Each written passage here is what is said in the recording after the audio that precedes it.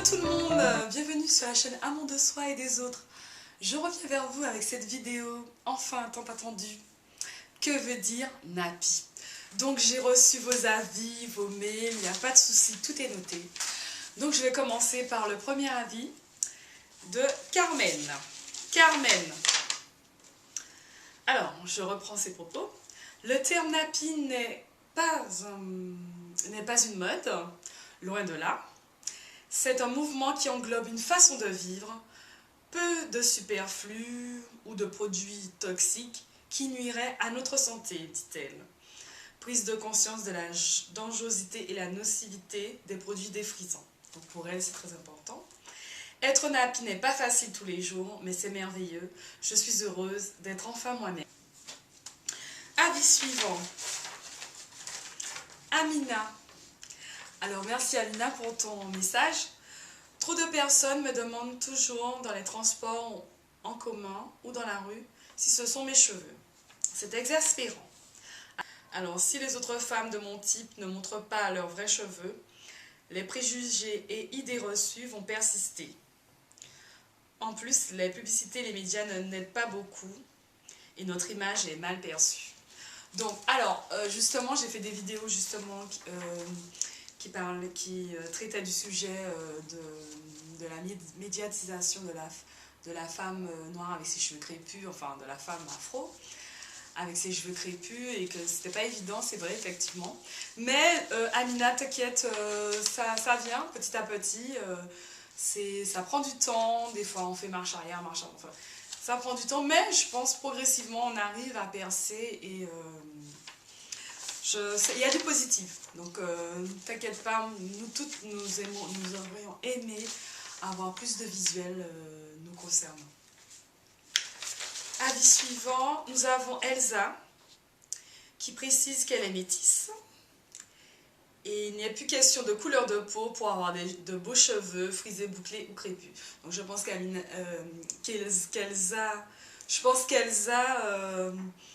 doit recevoir aussi des commentaires d'après son texte. Parce qu'elle est claire de peau, enfin toutes ces histoires de clair de peau, de hiérarchisation de la couleur, donc c'est pas évident. Et elle précise qu'elle rencontre les mêmes difficultés que d'autres femmes afro d'un autre type. Donc c'est vrai qu'on a tendance à croire que les filles qui retournent au naturel, ce sont que les filles, comme j'avais dit dans une de mes vidéos, de couleur foncée. Non, il y a plein d'autres filles métisses, de type en tout genre, qui aussi ont les mêmes difficultés que nous, et que voilà. Je suis tout à fait d'accord avec toi, Elsa.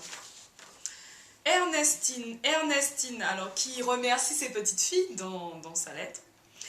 C'est une grand-mère qui retourne au naturel. Alors elle dit chose qui n'a pas été facile pour une femme de sa génération.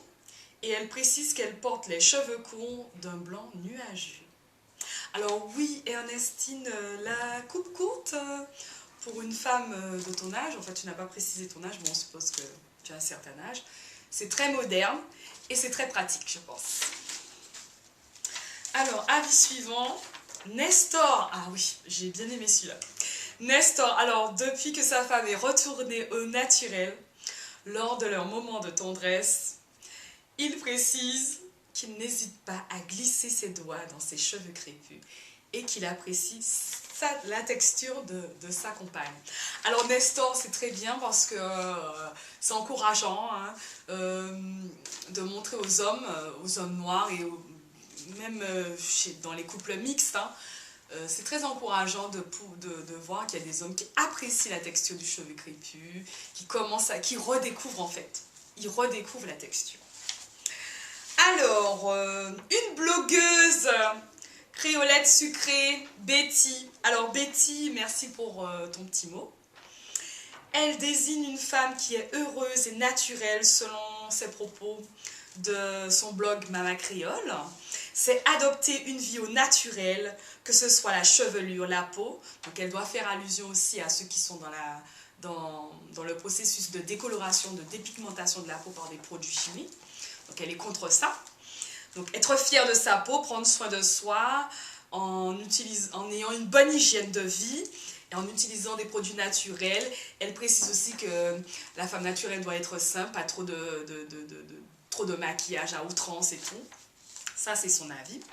Et elle trouve que le concept nappy, selon elle, le concept du retour au naturel aurait tendance, malgré tout, à être purement commercial. Donc, je pense que Betty fait allusion à des blogueuses qui n'hésitent pas à utiliser les sponsors et tout. Mais c'est normal. Certaines blogueuses aussi ont d'autres ambitions. Il y en a qui le font par simple bénévolat, il y en a qui le font par passion, il y en a qui veulent en faire une carrière.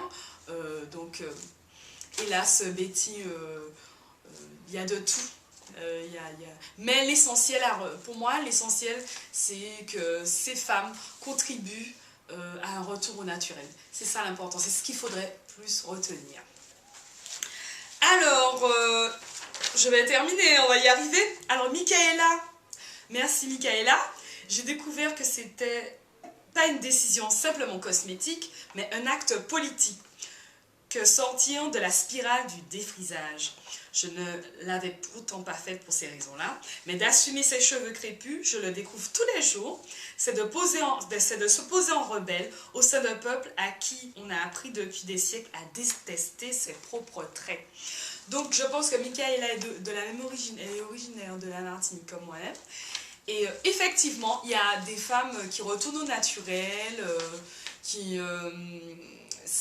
y a plusieurs tendances. Alors il y a la tendance militante, politique, mais je précise qu'il n'y ait pas d'amalgame. Ce n'est pas parce que je défrise mon cheveu crépus que je rejette ma négritude. Effectivement, vous n'avez pas tort, mais hélas, si on revoit un peu l'historique de tout cela, quand même, l'acte du défrisage pose question. Donc je sais que quand elle parle d'un acte politique et militant, le cheveu afro a un aspect aussi politique et militant. Si on se rappelle du groupe Black Panthers, de tous ces militants, Angela Davis. Donc c'était une manière de porter fièrement leur coupe afro à l'époque, hein, de la ségrégation raciale aux États-Unis dans les années 60-70. Donc ça peut être aussi un acte politique. En tout cas, je remercie tous les internautes qui ont bien voulu jouer qui ont bien voulu m'envoyer des petits messages par rapport à cette question. Alors, mon avis sur la question, le terme nappy pose un quiproquo. Parce que tout simplement, à la base en anglais, nappy à Londres, ça veut dire couche, culotte. Quand vous cherchez sur le net, vous mettez nappy tout simplement. D'abord, on vous présente couche, culotte pour bébé. Et c'est parti à la base, le mouvement nappy, le terme en France, est parti d'un bon sentiment. Ce sont des blogueuses, voilà, des youtubeuses, qui ont voulu exprimer leur joie natural and happy, leur joie de retourner au naturel. Donc c'est la contraction du mot natural and happy. Donc ça donne nappy. De toute façon, les mots ont leur importance, hein, c'est sûr. C'est comme le mot nègre, qui est un terme à la base péjoratif au départ, et qui a été repris par les philosophes comme le concept de la négritude, par Aimé Césaire et Léopold Senghor, pour pouvoir magnifier le peuple noir. Est-ce qu'on est dans la même dynamique? Non, je dirais pas, mais voilà quoi. Donc je trouve qu'on a trop tendance aussi à critiquer ces femmes qui essaient de faire quelque chose. Donc on va dire que nappy est une dénomination francophone, hein, de Natural Hair Movement qui est né aux États-Unis dans les années 2000. Et pour signifier ce terme, ce mouvement désigne des femmes qui souhaitent conserver leurs cheveux crépus. Voilà. Ce mouvement permet aussi de ne plus, de faire une remise en question sur la beauté du cheveu. Qu'est-ce que la beauté du cheveu pour nous, les femmes afro? Un beau cheveu, c'est pas forcément, comme avant on le disait, le cheveu lisse qui est un beau cheveu. et qu'on disait que les cheveux crépus c'est laid. Non, on remet en question toutes ces données dans le mouvement NAPI. On remet en question toutes ces données du traitement du cheveu, comment s'en occuper, la pratique. Dans le retour au naturel, on change nos habitudes, on change les produits et les ingrédients, on résorbe les problèmes d'alopécie, de perte du cheveu. Alors, pour essayer vraiment pour moi, hein, mon avis sur ce mouvement et pour faire comprendre aux gens que pour moi, c'est pas juste une mode, c'est un mouvement déjà qui dure depuis 10 ans maintenant, et plus de 10 ans, on va dire.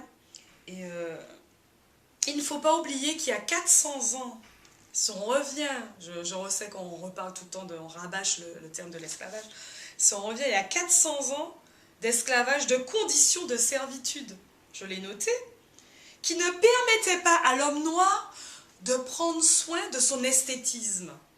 On arrache un peuple, on déracine ce peuple, on le met ailleurs, on lui impose un style de vie, on lui impose des tenues, on lui impose des croyances, des nouvelles religions qu'il ne connaît pas, qu'il n'a pas pratiqué. On le mélange avec d'autres tribus qui ne parlent pas la même langue. On le sépare, on sépare les familles, la cellule familiale est brisée, père, mère, fiancé. Ce peuple noir traverse la mer dans des conditions mais atroces.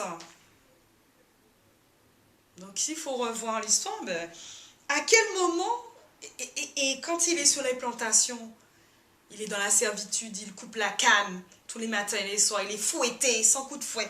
Donc à quel moment il peut prendre soin de lui? À quel moment il peut mettre son image? Puisqu'on passe son temps à le dénigrer chaque jour, on viole sa femme, on lui arrache sa famille, on dit que le noir n'ira pas au paradis, on invente n'importe quoi. À quel moment il peut se construire? 400 ans. Donc 400 ans, plusieurs générations bousillées comme ça. Donc à quel moment? Donc je relis. Dénigrant la déportation de millions d'Africains. J'ai un document sous les yeux.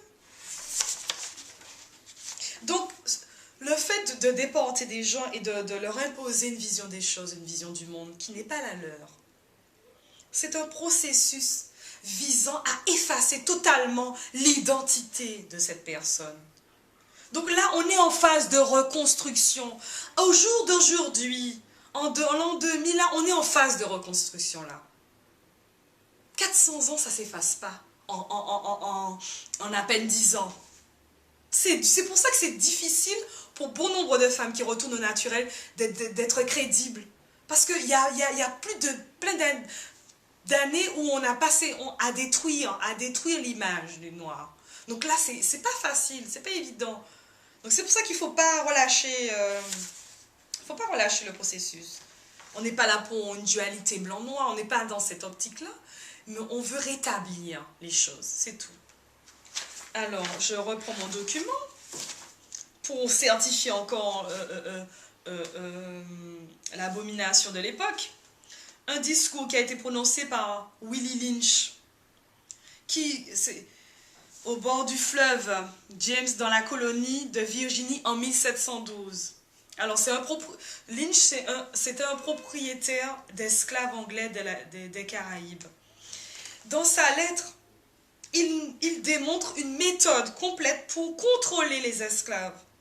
Il dit: je garantis à chacun d'entre vous, en parlant des esclavagistes, que s'ils instaurent ce genre de méthode, ils pourront contrôler les esclaves pendant plus de 300 ans, 100 ans. Donc, et de génération en génération. Alors, il parle de hiérarchisation. J'utilise la méfiance et l'envie pour la commande. Au top de ma liste, il y a l'âge. Ensuite, il y a la seconde, c'est la couleur de la peau, le teint. Donc, hiérarchisation des couleurs. Donc, c'est pour ça que tout ça, c'est des procédés, des processus. Être contre celui-là qui est un peu plus clair que celui-là. Tout ça, ça a été mis, c'est du lavage de cerveau. Après, il dit qu'il regarde l'intelligence, la taille, le sexe, le statut dans les plantations de l'esclave, l'attitude, si l'esclave a les cheveux fins, bruts ou machin, etc. Après, il dit, vous devez monter les vieux mâles noirs contre le jeune mâle noir. Le jeune mâle noir contre le vieux mâle noir. L'esclave à la peau foncée contre l'esclave à la peau claire. Et vice-versa. Utiliser la femelle contre le mâle. Oh là là. Enfin bref, je vous invite à le lire, ce discours esclavagiste. Et jusqu'au jour d'aujourd'hui, c'est-à-dire que dans certains pays, il y a encore de l'esclavage. Sous une autre forme, il y a encore de l'esclavage, encore. Il y a du racisme. Il y a des critiques. Il y a des gens qui font tout pour vendre des produits, pour décolorer la peau, pour blanchir la peau. Comment dans ces conditions? Donc l'estime de soi est brisée. Donc c'est pour ça que c'est très important d'encourager toutes ces youtubeuses, toutes ces femmes, que ce soit pas youtubeuses mais blogueuses et autres, qui essaient de rétablir la vérité et qui essaient de redonner confiance à d'autres femmes. Donc c'est pour ça que ce mouvement existe et c'est pour ça que ce mouvement ne doit pas être une mode. Mais ce mouvement doit perdurer jusqu'au jour où on n'aura plus à se poser la question, jusqu'au jour où on n'aura plus à se sentir mal à l'aise parce qu'on n'a pas le même type de cheveux, parce qu'on n'a pas le même type de peau. Il faut qu'on arrête dans ces délires-là. Ok? Je vous retrouve très bientôt pour de nouvelles aventures.